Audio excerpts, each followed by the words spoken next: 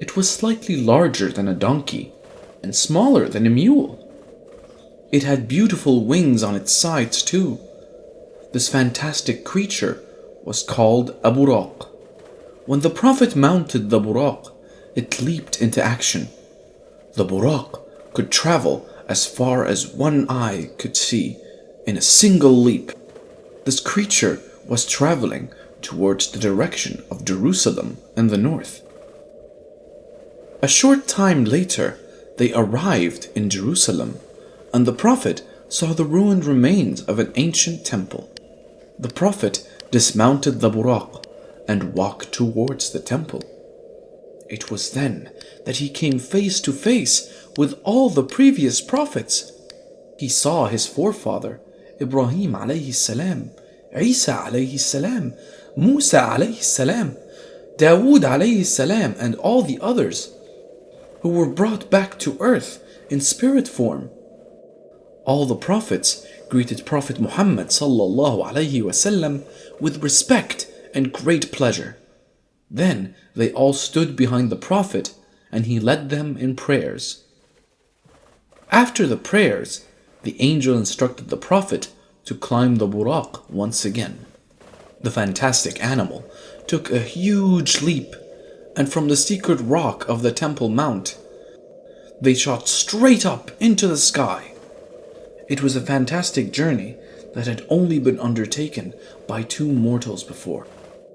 The Prophet realized that he was being transported into the heavens. The other world is commonly known as Akhirah, or the afterlife. The earthly forms slowly vanished away behind him. Angel Jibreel flied like a bird, using his wings along with him. One by one, they traveled through each of the 7 layers of paradise. The Prophet saw his forefathers and other prophets once again in those heavens. Each of them greeted him when they saw him. The Prophet went past the gates of each heaven at different levels. When he reached the pinnacle, he saw a blend of rainbow colors in the shape of a tree. This is known as Sidratul Muntaha. No one knew the secrets that lay beyond that tree except Allah.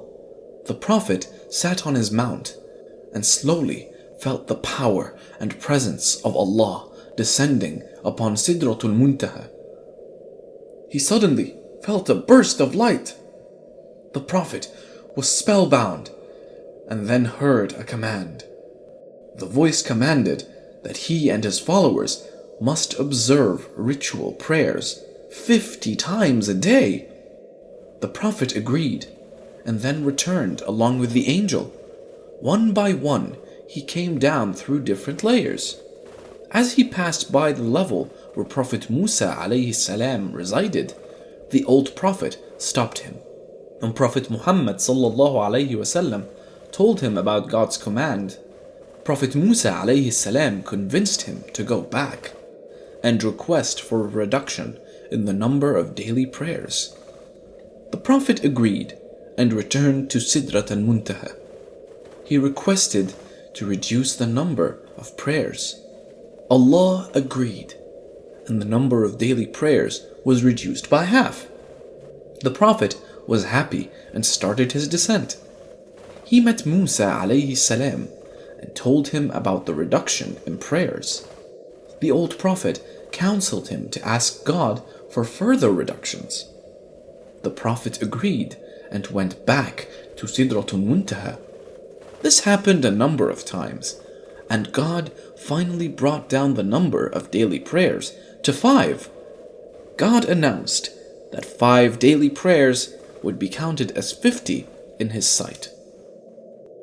The buraq then brought the Prophet safely back to the Kaaba. This was the journey of Isra and Mi'raj. The clan leaders of Mecca sought many ways to stop the Prophet from preaching.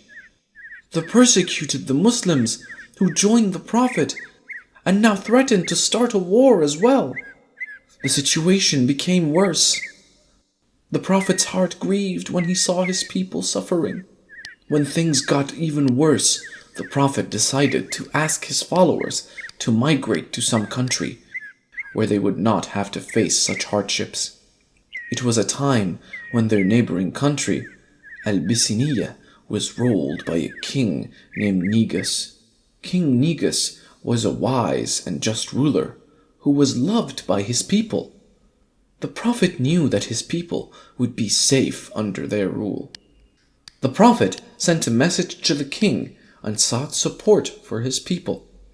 He then asked a few families to migrate to Abyssinia. The people agreed. They left their homes at night and traveled there. The refugees went to the king's palace, seeking permission to settle down in his lands. When the king met them, he welcomed them and assured their protection. They were soon followed by many others, and pretty soon about 100 families had emigrated. In the meantime, the Prophet had gained support of many followers. The most notable among them was Umar bin al-Khattab. He was one of the most hated enemies of Islam at first. But as he learned more about Islam, he decided to embrace religion. The Quraysh leaders were now really angry and decided to kill the Prophet. One night, they dispatched men to the Prophet's house to kill him.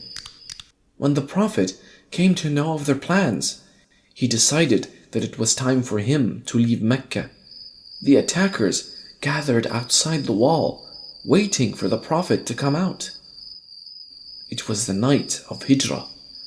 The Prophet informed about his migration to Ali radiallahu anh, and he told him about the attackers waiting outside. He asked Ali if he would sleep in his bed in place of him to confuse the attackers. To this, Ali replied with another question. If I sleep in your place, in your bed, will your life be saved? The Prophet replied, yes. Ali then thanked Allah subhanahu wa ta'ala and slept in the bed of